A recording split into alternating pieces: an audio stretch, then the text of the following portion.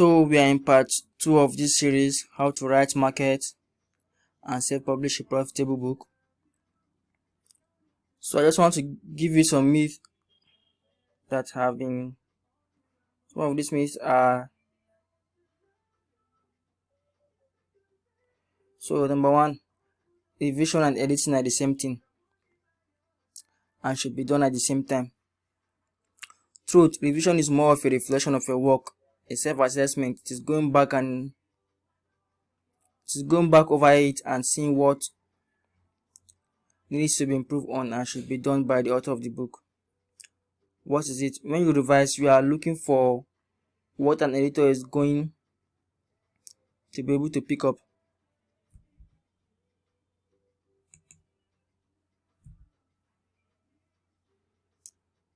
But before we go on further, let's see some talking points. Editing crash course, how to find an editor, 7 steps to crafting a best-selling book title, how to get a book cover that is guaranteed to sell, building your pre-release list. So the 3-step verbal walkthrough. Like I said, when you revise, you are looking for what an editor is never going to be able to pick up unless they have super mind reading powers. This is when being too close to your book is a good thing. Let's get to revising. What is that feeling you get in your stomach when you read over your work and you think it is not good enough? It's a great thing. That feeling means you care enough about your work to make it better, and it means that you know what you want your work not to be. So now you need to learn from that and make it what it can be. At this stage in writing your book, you know it's better than anyone else. I'm not asking you to go back to your book and edit it. I'm asking you to revise it, which is a totally different concept. You know what part of your book that you should come back to. Now it's time to go to the extra mile and take your book even further. Spend time reading your book, but do with the following points in mind. When reading, don't forget to read them out loud. This is your verbal read through, and I know that sounds silly, but actually speaking what you wrote is going to open so many doors to improving your book. Follow my advice and read the book out loud. A verbal read through will show you your awkward phrasing, what doesn't make sense, typos. The more mistake you find, the less an editor will accidentally overlook. So revision step 1. Read over your section with the mindset that you are an outsider. Take on the role of someone else and read the piece through their eyes. Ask yourself, what part of the text is unclear or vague? Can the outsider understand the points to this section without being told? Is my language clear and concrete? Can I add more detail or take detail out? Can the reader feel my passion or writing and for the topic I'm exploring? What is the best part of this section and how can I make the other part as good as the best section? Do I have good transitions? So revision step 2. It is important to take a look at the structure of your book. Do you have a clear focus to your book that each chapter strives to address? This is probably your promise, your intro. Did you organize your chapters by similar topics? Did you check to make sure your book doesn't just stop, but you have concluding section that lies it together? So revision step 3. The last item I want to talk to you about is voice. This is sometimes the hardest part of new writers. The hardest part for new writers to find on their own. You want your voice to pick through your writing, because if not, your book is going to read like a neuroscience textbook. A lot of people believe if your book is not written with academic language, then it's not going to do well.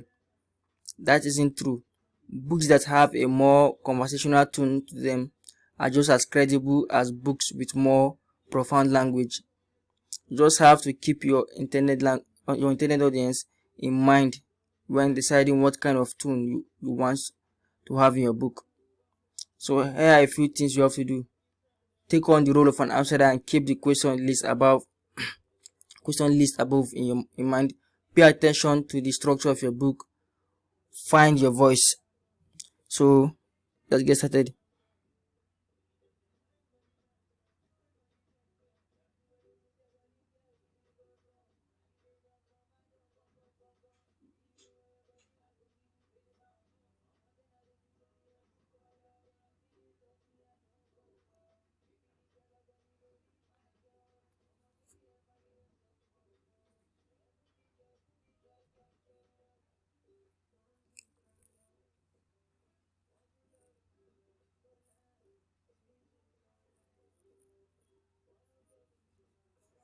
So a crash course on editing. What you need to know about the editing process and how to find a great editor for your work. Editors are important, especially when you're a college dropout who sucks at writing. You may remember us joking on. You must remember that we release our book. There are two totally different sides of spectrum when it comes to editing. Before I get into different types of editing, ways to find an editor and how to find a good one, I want to make sure there are some few key things about the process. On Amazon, content is king. People will excuse a free grammar errors here and there if you have a good content. Editing is to make your book readable, not to make it perfect. Your book will never be perfect. If you give yourself the time, you will continue editing into eternity. There's always just a few more tweaks that can be done. If done right, this process can take 2 weeks or less. All four of these points reiterate one lesson that we have preached over and over throughout. You have already done some, which is done is better than perfect. You have already done some simple self-editing by doing an out loud read-through of your book. If you have done this, you are at least 25% to 50% of the way there. Just like the writing process, I don't want you to get too bogged down during the phase. I want you to take action, move quickly, and 80-20 the shit out of the process. If you don't, you will still be editing your book by the time I become a grandpa. So now that you are in the right headspace, let's get down to the two different types of editing. If you ask 5 different editors how the editing process works, you probably get 5 different answers. Some of them have 5 phases of editing and we try to explain them all.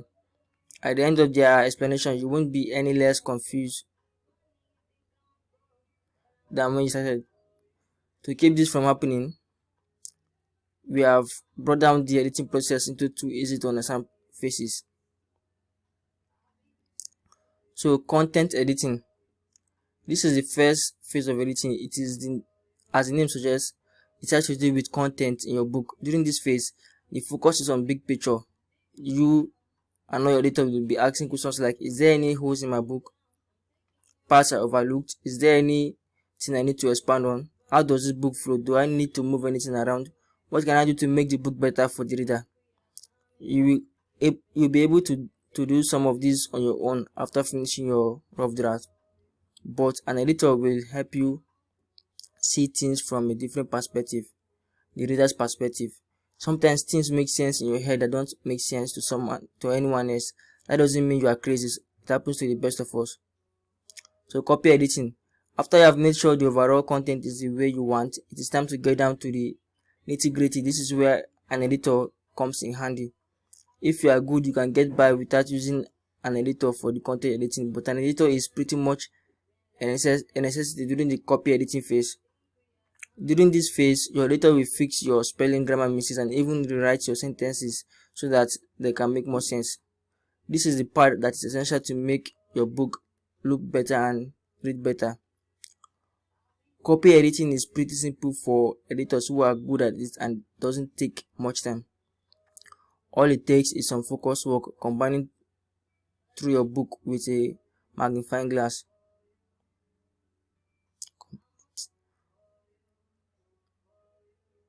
As you go through this writing and editing process, don't do any formatting until the very end. So why is that? Because if you are formatting anyone, it will be made obsolete with each new round of edit. Example, if you add a new paragraph in chapter 1, it will throw off the spacing and formatting for the rest of the book. Formatting should be the last thing you do, only after the final copy and edit. So ways to find an editor. Whether you decide to hire an editor for both content and copy editing or just copy editing, the choice is up to you. If you are on a budget, most content editing can be done by passing the book to a few friends.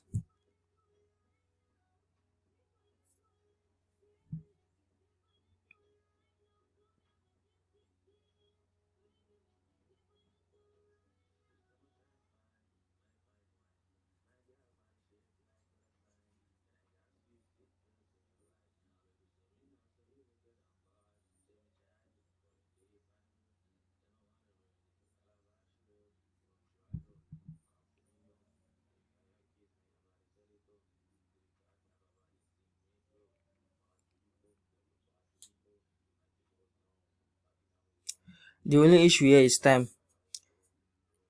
If you are going to use friends, you have to set expectations upfront and make sure they are willing to work on the right timeline you need them to. If you can communicate well, working with people you know can be helpful.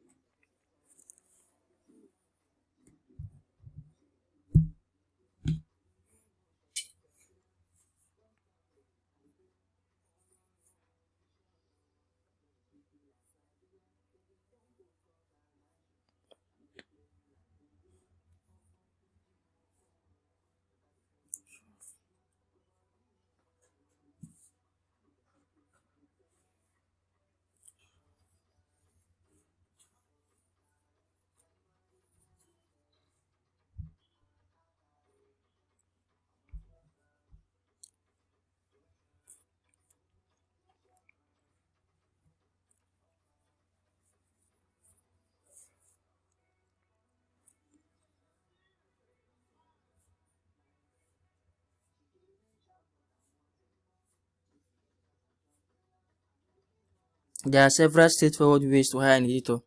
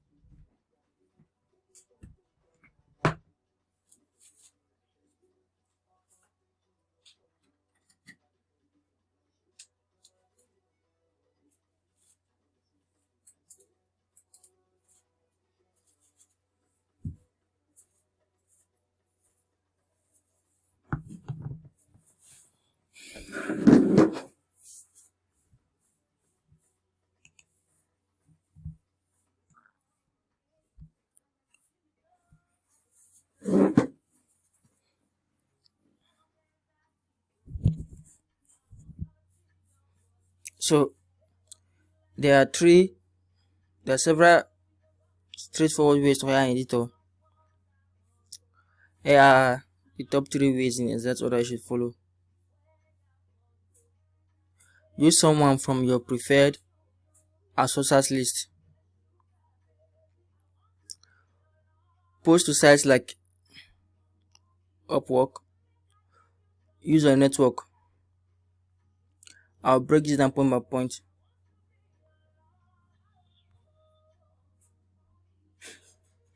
So you can go to publishing forums and get people that are recommended. For someone to get on those lists, probably they have done some great work for someone. I've also found great editors on Upwork.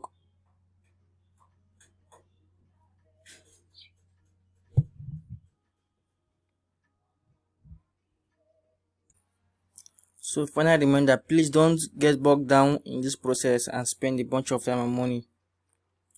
Follow advice, buckle down and get this book edited in 2 weeks. Then we're ready to publish.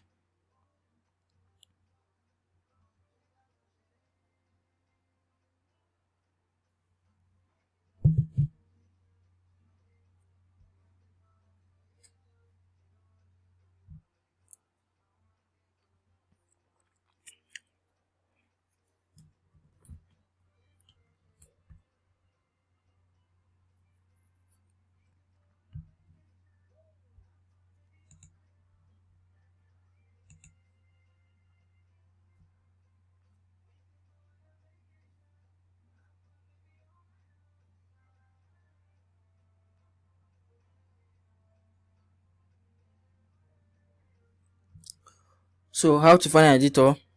All you need to do is go to sites like Upwork. Then you just type there, search book editor. Simple, right? All you need to post there is just say something like, I'm looking for someone to do content and copy edit for my book. This book has already been through a self editing phase but this is the final edit before the book will be published on Amazon in a few weeks. Tell them what the book is about. I need this completed by, put the dates, and I'm looking for someone with editing experience and interest in this type of book. That's all.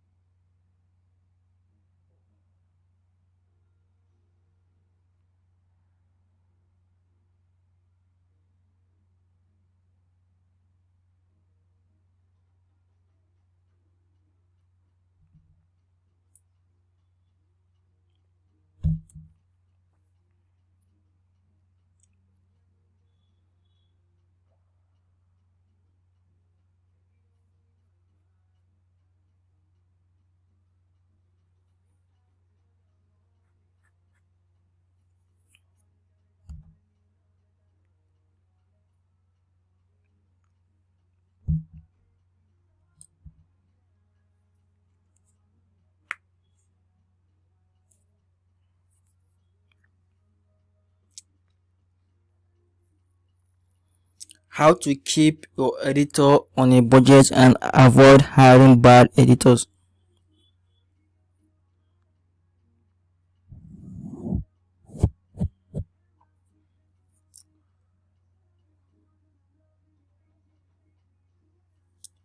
In all my work on books, I've never had an experience with a bad editor. As long as you do your work up front and set clear expectations, you'll be fine. Here's a few pointers to keep from getting a rotten egg. They should have a solid recommendation and review. Make sure they have experience working with other books like yours. Find out why they want to work with you. It is best if they have an interest beyond just catching. Clearly communicate the voice your book is listening in and have them agree to do all their edits within that voice. If you are hiring on Upwork, make them specify why they want to work on your book in their proposal. If they take time to do that, they are worth considering. This eliminates people who blast out bits to every editing project they can find.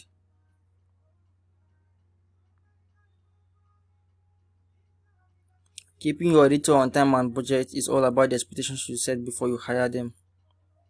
Before you hire an editor, they should be clear on your budget, the level of editing you want done, how many words and pages your book is, your 2-week deadline. Can they work quickly as you want them to? If you are not in agreement on these things, don't hire them. Get all those things out in the open. Agree on them and then hire them. If they can't deliver on the expectations themselves, they're not good fit for the project. 2.5 week time constraint. Because the editing process can drag for so long, just give them 2.5 weeks. This is all the time you have. This gives you half a week to do a verbal read through and 2 weeks to work with your editor. This first time constraint will keep you focused to help you get your book where it needs to be without editing into eternity and wasting precious time and money unnecessarily. 2 weeks is a very reasonable amount of time to get your book edited, as long as you set expectations with your editor up front.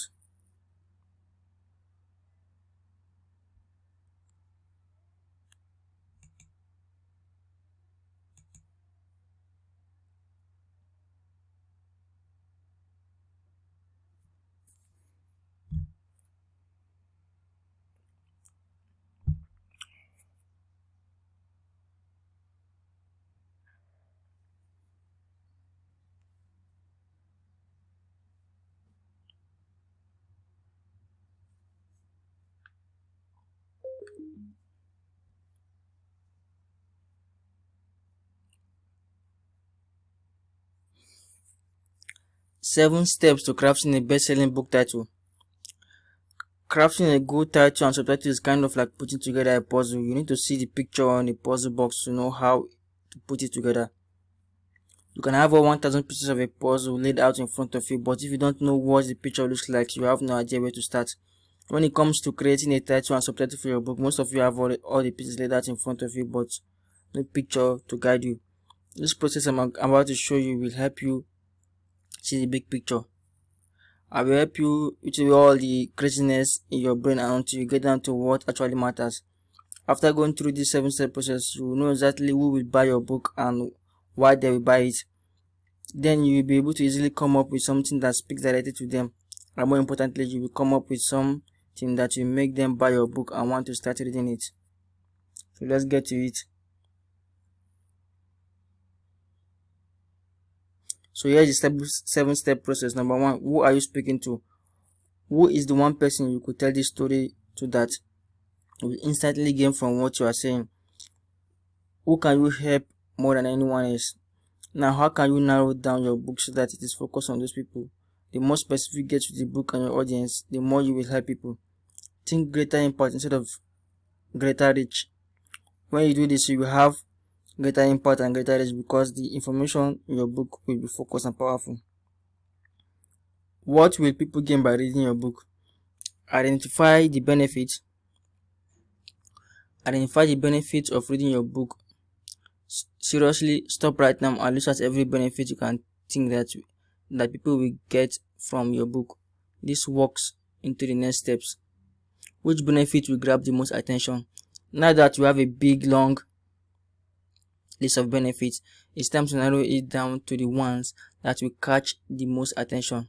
This usually means hitting on the biggest pain points the reader experiences around the topic. You need to know who your target customer is and what their hot buttons are before you can push them. Once you know how to speak to them and what they care about, the title and subtitle is just a matter of putting words together. This means you need to spend a lot of time asking yourself tough questions and getting clarity on exactly what people will get from reading your book. Ever heard the saying, it's easier to sell pain points than vitamins? This means a customer will jack out their wallet in half a second to get rid of their pain, but they will not react as strongly to prevent future pain. Once you figure out your customer's biggest pain point, find the benefits that address those pain points, then speak directly to those benefits with your title and subtitle. Write 25 book titles and choose the top 3. After asking yourself tough questions and getting a big picture, take a look at your book. Go ahead and write out the first 25 book titles that come to your mind that actually works the best for you.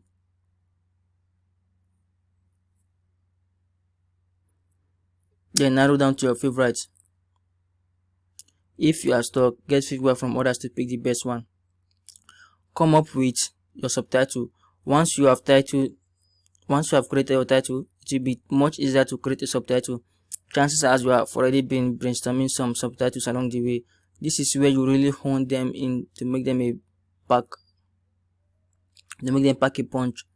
It is the job of the subtitle to speak to the exact benefits the reader will get from reading your book. The more specific and buzzy, the better. Get more specific and make a big claim. After going through the first 5 steps, there is still a chance that your book title and subtitle is weak. There's a good chance that you are not fully saying what you want to say. You're kind of saying it, but not really. The title and subtitle need to reach out and smack your reader on the butt to get their attention. If your current title and subtitle do not do that, they are going to need to pack some more punch. It's okay. This is perfectly normal. You have reached the part of the process that takes a little work. This part of the process involves getting a little uncomfortable. You need to be bold with your subtitle. Make a claim. The bigger the better. Be specific. And when you know that you have something that is good enough, or even bolder and more specific, do not stop until the subtitle you have makes you want to poop your pants. You have to be that specific and that bold, otherwise you will not get anyone's attention. Throughout this process, continue to ask yourself, how can I make this more specific and how can I make this more bold? So the last step is optimize for keywords. A lot of people do this process backwards. They start putting together the puzzle without even looking at the box. They have tons of keywords spread out in front of them, puzzle pieces, then they try to cram as many as they can into this title or subtitle. The result, a keyword loaded book title subtitle that makes absolutely no connection with the potential reader. Do not start with keywords and build from there. Instead, go through the first 6 steps that I've just showed you. Then and only then you go back and start adding optimizing for keywords. And if there is no way to add keywords, that is okay. If you feel like adding keywords will give your subtitle less of a punch, do not add them. It is much more important to have a powerful title and subtitle than it is to have one that is keyword loaded. Remember, get as much feedback as you can throughout the process so that you can see what people are thinking and how they react. Especially reach out to your target audience. Their feedback is the most valuable.